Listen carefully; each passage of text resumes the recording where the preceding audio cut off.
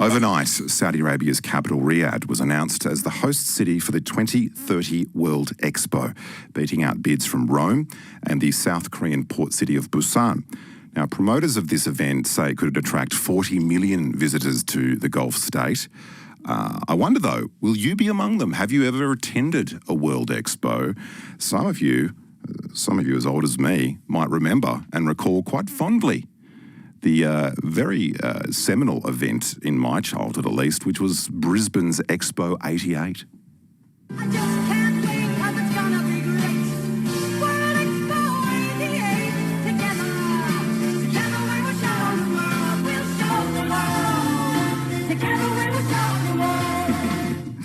Such civic pride there. Yeah, Expo 88 really turned on a pretty good show. The good people of Brisbane showed the world how to put on a big spectacle. Of course, this was before Sydney 2000 Olympics and 35 years ago, if you want to feel really old. So are they still a thing, World Expos? Do we need to showcase countries' achievements in the age of social media and budget deadlines? I mean, what can you get in an expo that you can't see on Instagram? If you look back at Expo 88, a lot of it was Brisbane State Council departments, you know, the Department of Tourism, and lots of show bags and fluffy platypuses. It was quite humble when you think about it, considering the kind of digital events that you see today. I'd love to hear from you if you went to Expo 88 or to any other of these world fairs. 0418 226 576 is the text line.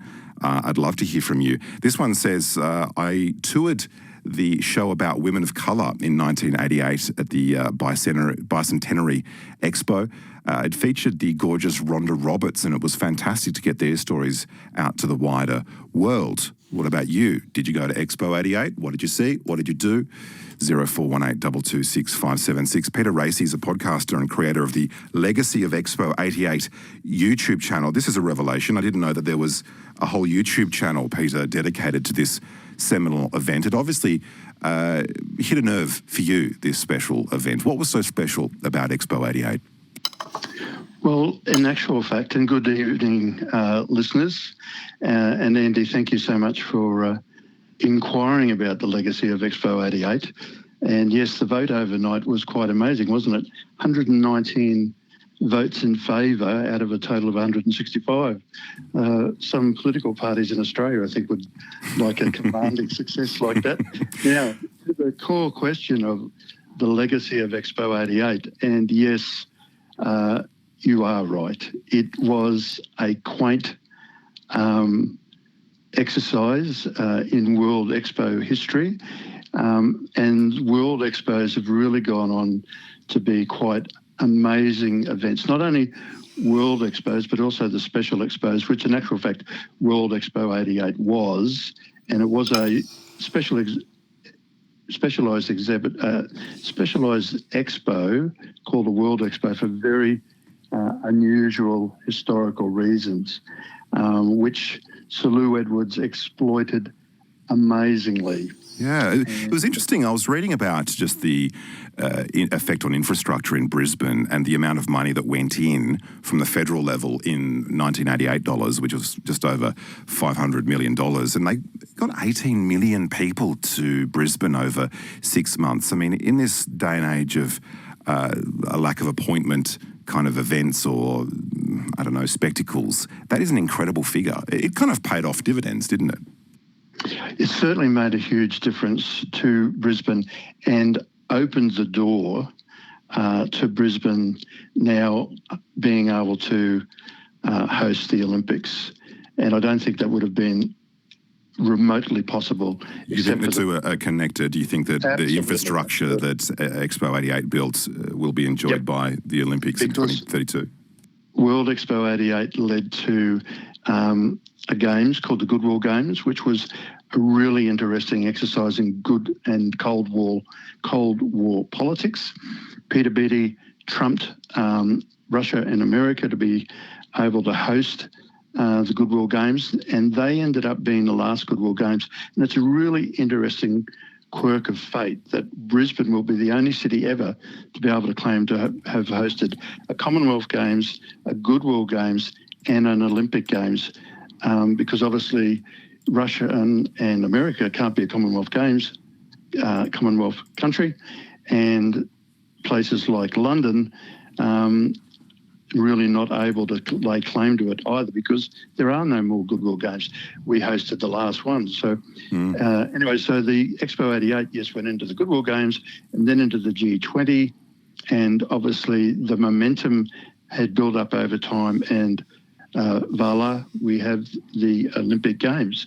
And Brisbane will do an absolute fantastic job at it, like we did with the World Expo 88.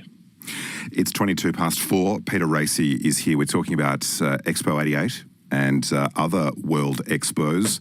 It seems to be quite, cosmos of different events around the world. Some of those that you might have attended, were they as good as Expo 88? I doubt it, but I'd love to see you mount that argument. 0418 226 576. This text says, I went to Expo 88 as an 8-year-old. It was fantastic. I remember the people in funny costumes wandering around and visiting the halls in different countries. It was like the Easter show, but even better. It very much did have that educational feel. Also this, though, when we're talking about the lasting legacy on the city of Brisbane, this text says, I went, it was great. However, if you wanted to talk about the legacy or value of Expo 88, you need to acknowledge the strong public demonstrations against the demolition of entire streets of heritage buildings that the government approved to be bulldozed in the middle of the night, appalling loss of heritage that can never be replaced. I suppose that is the sort of fine print of such a big event, which was quite demanding of city space, if you like. Tell me about, you've visited the headquarters of World Expos in Paris. Do they think fondly of our Expo 88? Yes, absolutely. It is, because of its unique nature of being a specialised expo called a World Expo. And the reason why we ended up with the ability was that Paris was arranging its an expo to coincide with the 100th anniversary of the erection of the Eiffel Tower in 1989. And in early the 1980s, they sort of changed the rules to basically suit a good narrative for Paris. And then the new president was elected, and he decided that there was far better things to do with the money besides hold an expo. And I think it was President Mitterrand, and they ended up building the Louvre, the new Louvre, with the money that they were going to spend on an expo. And soon after our expo, our special expo called World Expo, the rules were rechanged so that special expos were, in actual fact, special, not world. I had forgotten that the emphasis or theme of Expo 88 was about leisure and technology, and to that end, lots of fantastic memories from people coming on the text line. This one says, I remember there was this karaoke booth where you could watch a synced neon light show to Peter Gabriel's Sledgehammer. This person also says they were responsible for the AFL exhibition match in 2010 in Shanghai World Expo that included Brisbane Lions and Melbourne Demons. These sorts of forays or explorations into technology, tell me more, what other kinds of very rudimentary technologies did we see at Expo 88? Rudimentary, you've hit the nail smack bang on the head.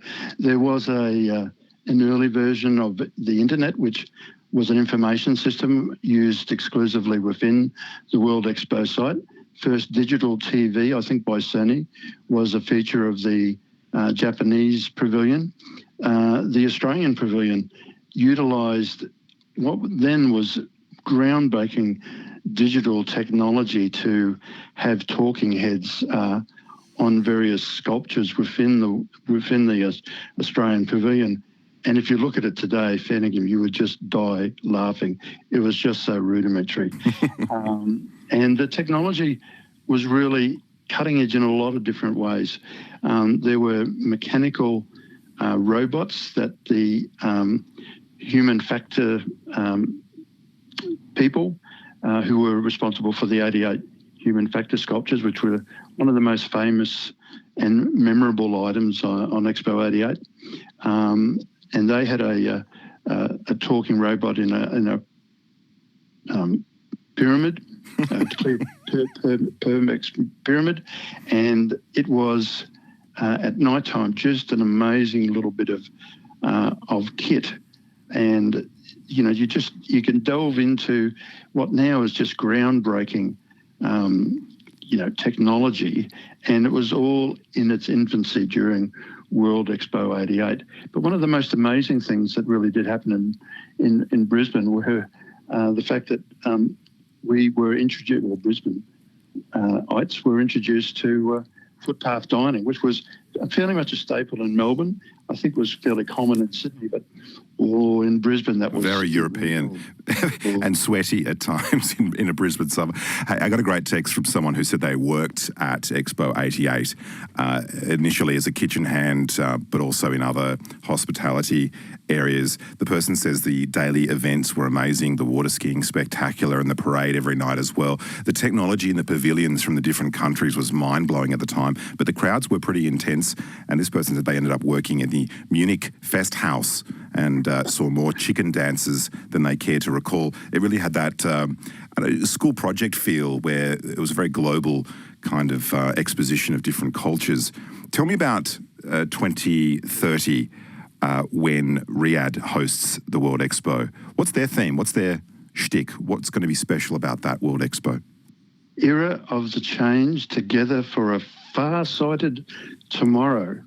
Quite a mouthful. Okay.